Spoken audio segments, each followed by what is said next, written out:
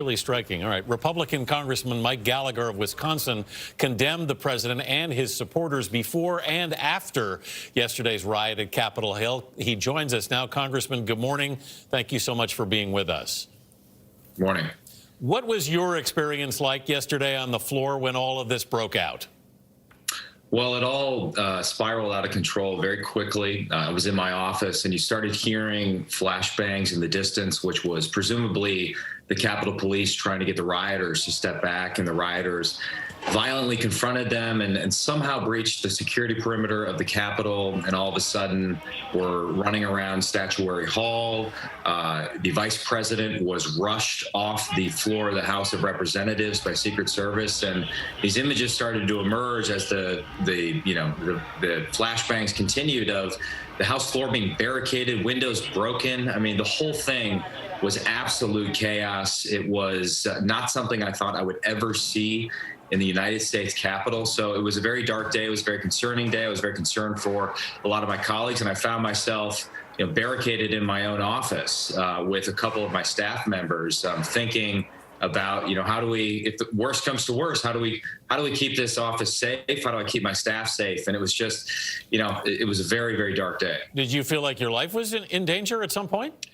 No, I never felt that. I mean, but I was, I was thinking that the closest thing this resembled was some things I saw in Iraq when I served in uniform over a decade ago. I mean, it was just that chaotic. But I never really felt that my life was in danger. But when the images started to emerge, I thought that some of my colleagues who were on the House floor at the time, their life could be in danger. And then ultimately, tragically, a woman was shot and she lost her life. And my understanding is the death toll is at 4 now. So it's absolutely tragic. And I think we have to confront head on the fact that there was a real danger to giving millions of Americans false hope that somehow Congress was going to overturn the results of the election on January 6th. I mean, my view is that Congress, that is not our role constitutionally. It's for the states and the people to resolve their own elections. January 6th has always been merely a ministerial meeting of Congress, not a meaningful forum for litigating or relitigating an election.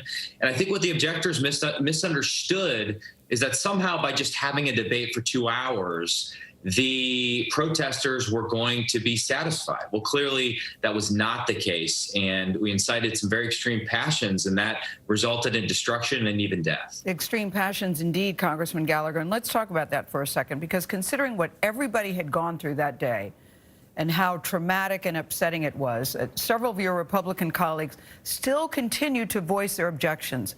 What did you think about that?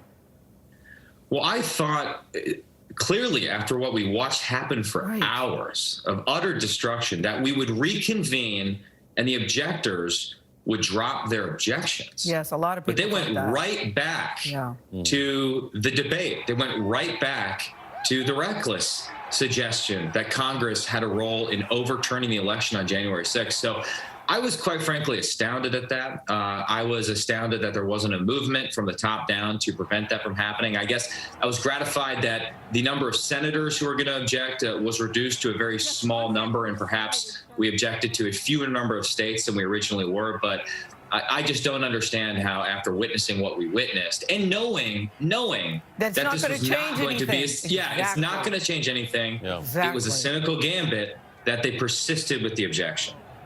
Congressman Mike Gallagher, thank you so much for being with us this morning. We're glad you're okay. We're glad everyone's okay. We're glad the country's okay.